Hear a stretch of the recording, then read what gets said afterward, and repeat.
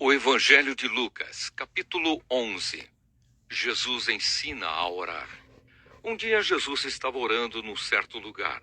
Quando acabou de orar, um dos seus discípulos pediu: Senhor, nos ensine a orar, como João ensinou os discípulos dele.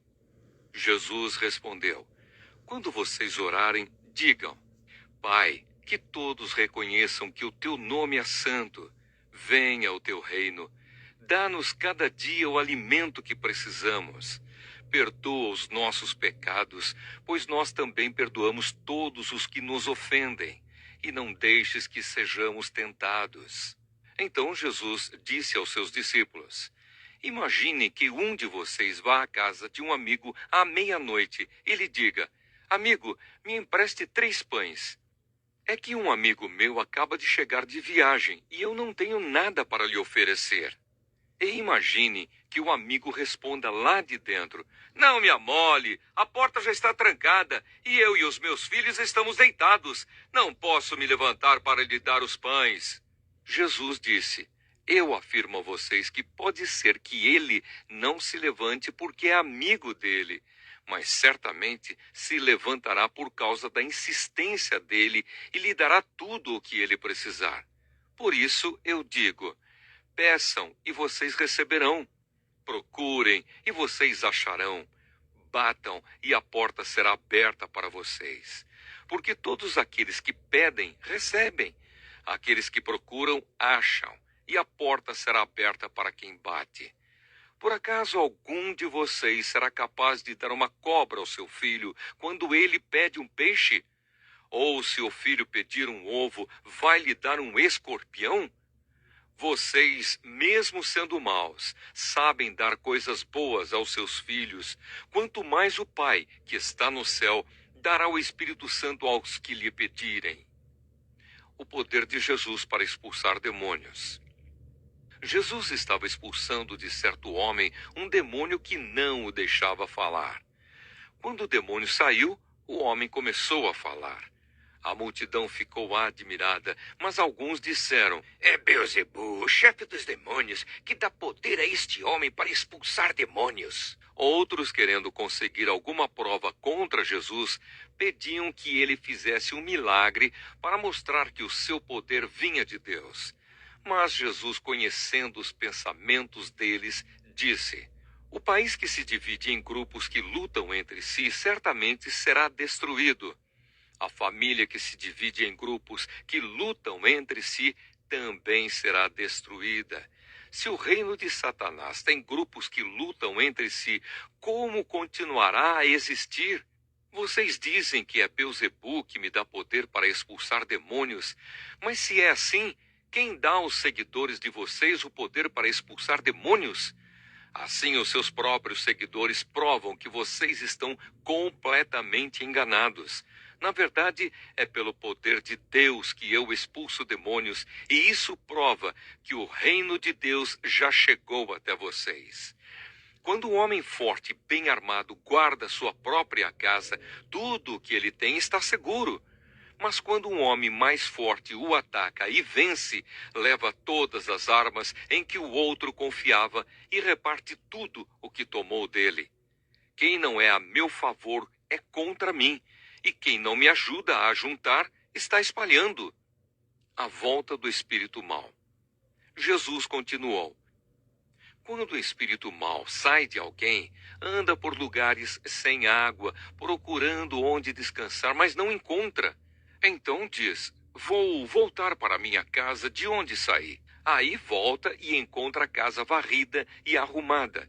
Depois sai e vai buscar outros 7 espíritos piores ainda, e todos ficam morando ali.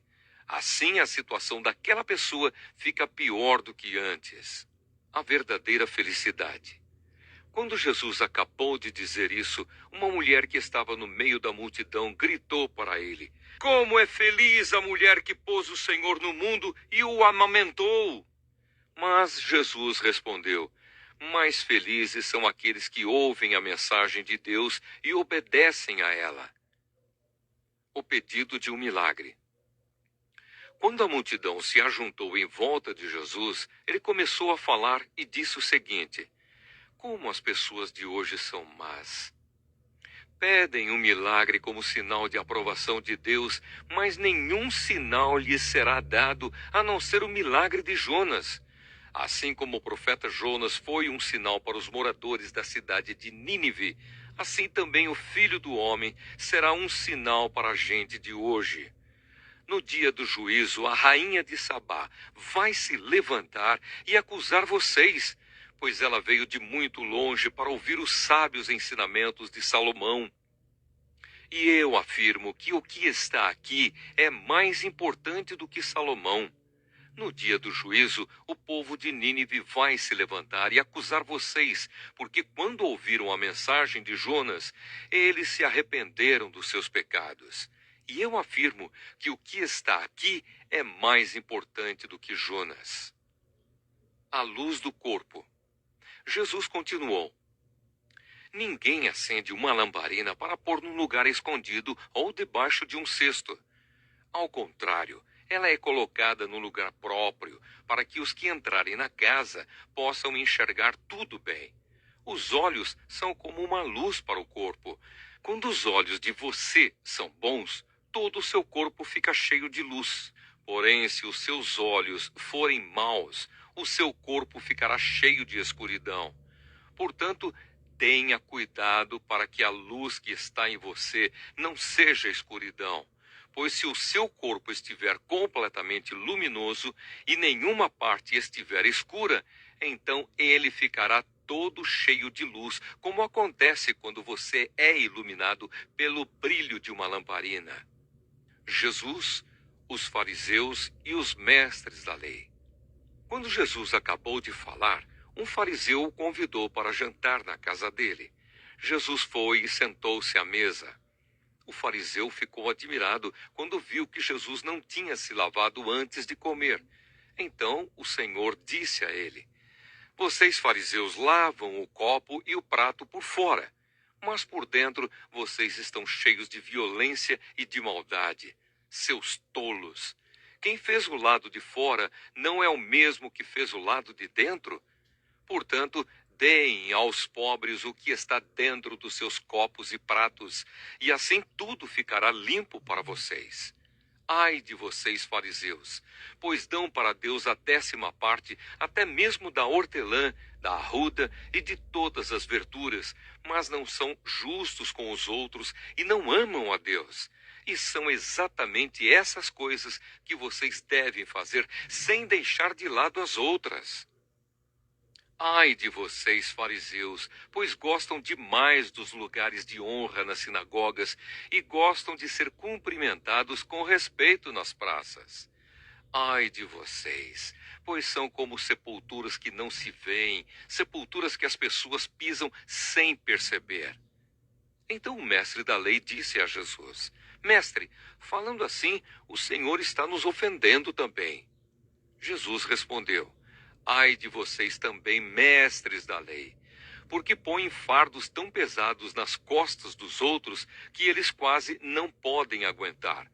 Mas vocês mesmos não ajudam, nem ao menos com um dedo, essas pessoas a carregar esses fardos.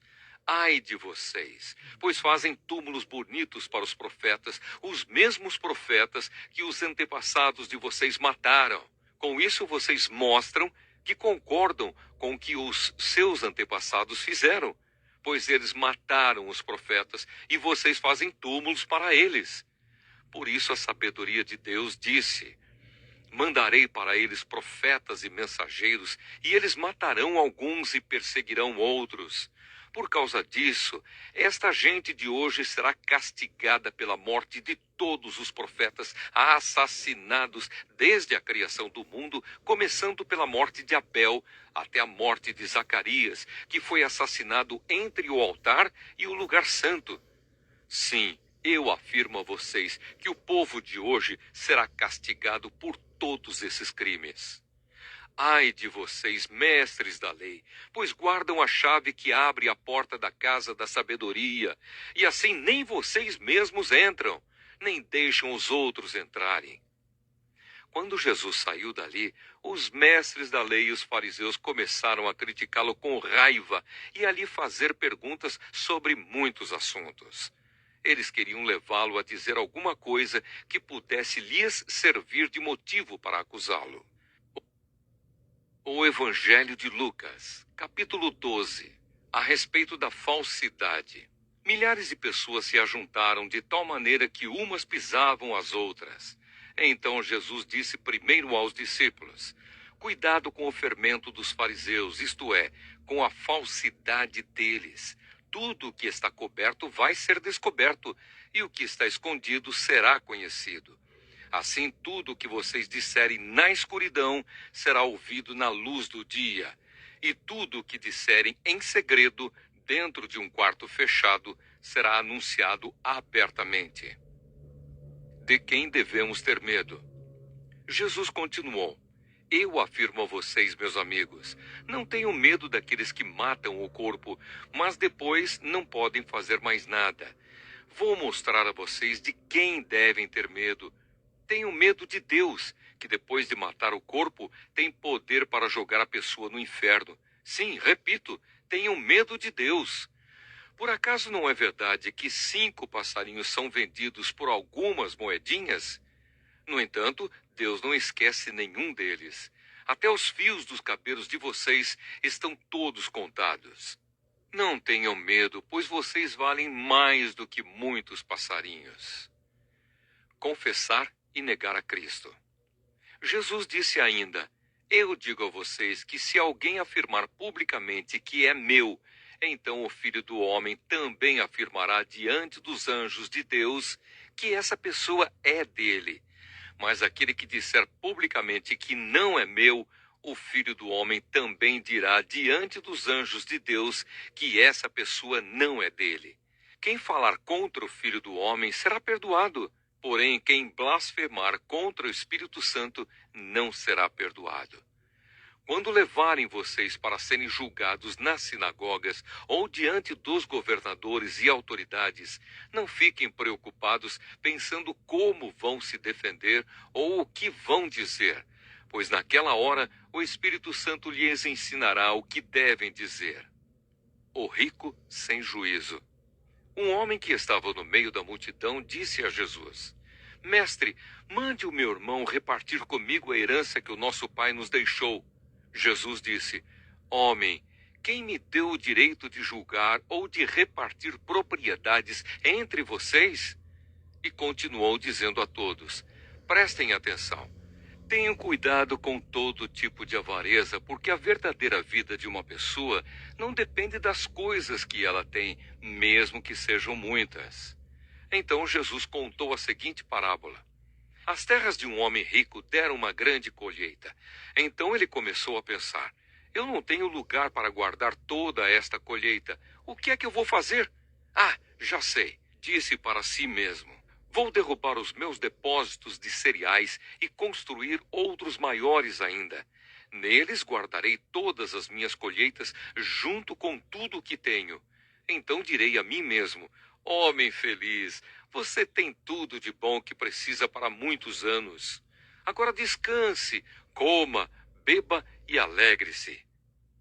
Mas Deus lhe disse: seu tolo, esta noite você vai morrer. Aí, quem ficará com tudo que você guardou? Jesus concluiu: isso é o que acontece com aqueles que juntam riquezas para si mesmos, mas para Deus não são ricos. Confiança em Deus. Então Jesus disse aos seus discípulos: é por isso que eu digo a vocês, não se preocupem com a comida que precisam para viver, nem com a roupa que precisam para se vestir.